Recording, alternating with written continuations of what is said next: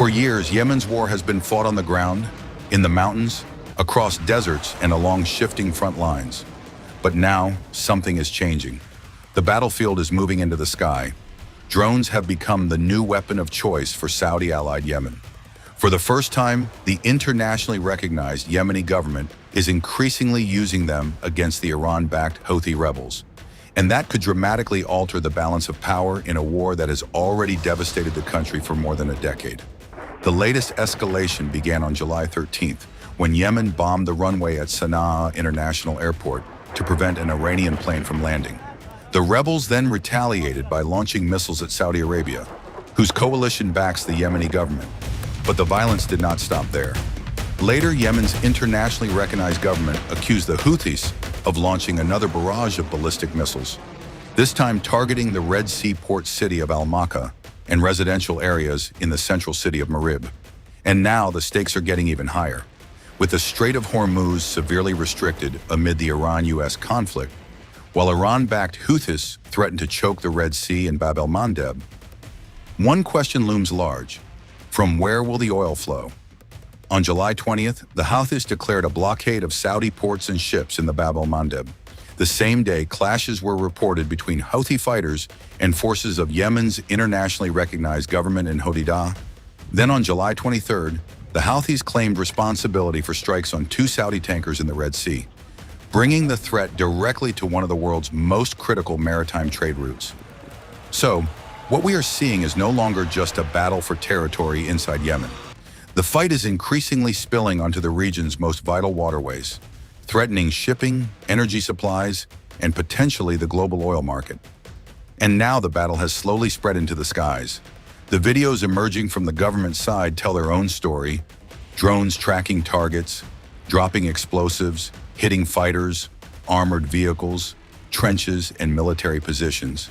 For years, that kind of aerial warfare was largely associated with the Houthis.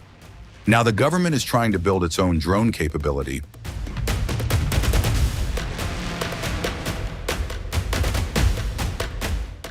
And here's why this matters. The Houthis have spent years developing and refining their drone arsenal. They have used unmanned aircraft not just for battlefield attacks, but also to strike targets far beyond Yemen's front lines. Their drone inventory includes systems such as the Qasef family and the longer-range Samad family, along with newer systems derived from Iranian designs. Houthis have benefited from Iranian technological assistance, while also gaining years of experience in modifying, operating, and adapting these weapons themselves. The Samad 3, for example, has been reported to have a range of around 1,500 kilometers and can carry an explosive payload. The Qasef family, meanwhile, has been used in one-way attacks and is similar to Iran-designed Ababel-T drones. In other words, this isn't a brand new capability for the Houthis. They have had years to perfect it. And that is precisely why the government's new drone campaign is significant. It may not have the same range or sophistication, but it doesn't necessarily need to, because even relatively small, reusable drones can change what happens on a battlefield.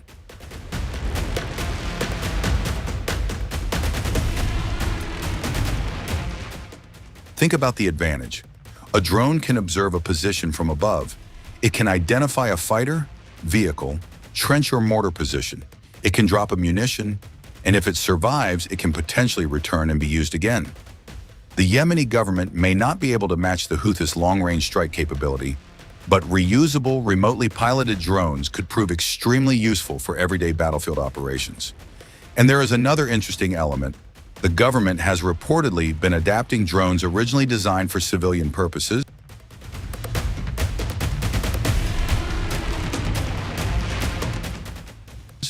And that is where Yemen's drone war starts to resemble another major conflict on the other side of the world, Ukraine. In Ukraine, cheap drones have transformed modern warfare.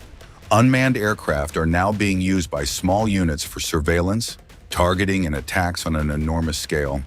Yemen is nowhere close to that level of drone warfare, but experts say some of the same dynamics are now beginning to appear.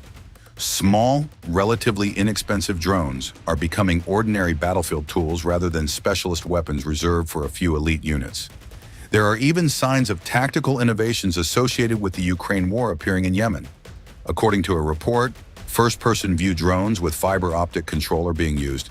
Yemeni authorities have also reported intercepting components intended for fiber optic controlled one-way attack drones.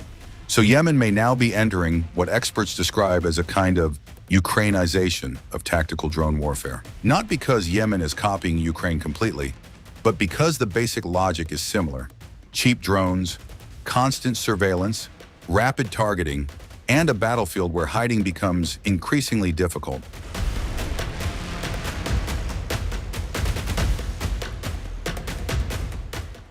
But there is a bigger question. Can these drones actually change the war? Because the Houthis still have the advantage in experience. They have been using drones as a core part of their asymmetric warfare strategy for years. 3 members of Yemen's Houthi movement, including field commanders, were reportedly killed in government drone strikes west of Taiz on Saturday. According to a Yemen news agency, government drones targeted vehicles believed to be linked to the Houthi group along the Makbana front, an active military zone in the Makbana district of Western Taiz Governorate. For years, Houthi media has used images of drone and missile strikes to project military strength. Now, government-aligned forces are trying to send a message of their own. That message is simple. You are no longer safe from above.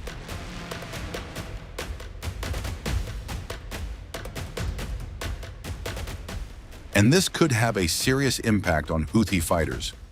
If their movements can be monitored from the sky, commanders have to think twice before moving personnel or equipment. If trenches, vehicles, and firing positions can be identified by drones, even relatively small attacks can become more dangerous. And if these operations continue across multiple fronts, the psychological pressure could be just as important as the physical damage. The idea is not necessarily to defeat the Houthis overnight. It is to make every movement more expensive, every convoy more vulnerable, every battlefield position more exposed, and every commander more uncertain about what is watching from above.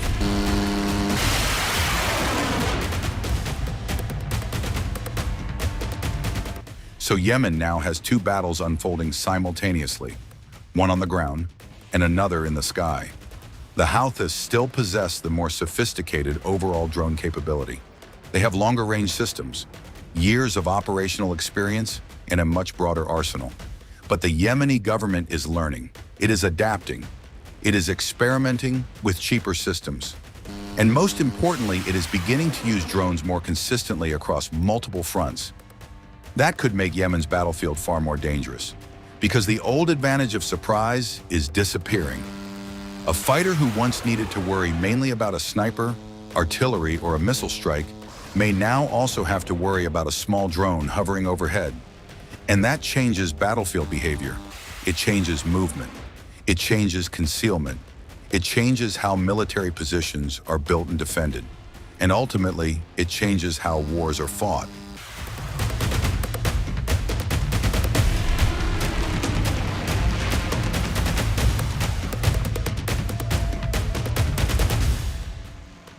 But there is one major catch. More drones do not automatically mean victory. Yemen's anti-Houthi camp remains divided among different armed formations, including government forces, the Giants Brigades, and Guardians of the Republic forces. The government has recently tried to create a more unified military decision-making structure, but turning drone capability into a coordinated military advantage is a much bigger challenge. The Houthis, meanwhile, have years of experience operating under pressure, and they have repeatedly demonstrated their ability to adapt. So the real test is not whether Yemen's government can launch drones.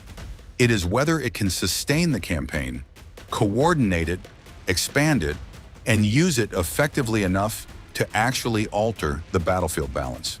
Because if it can, Yemen's war could be entering a new phase.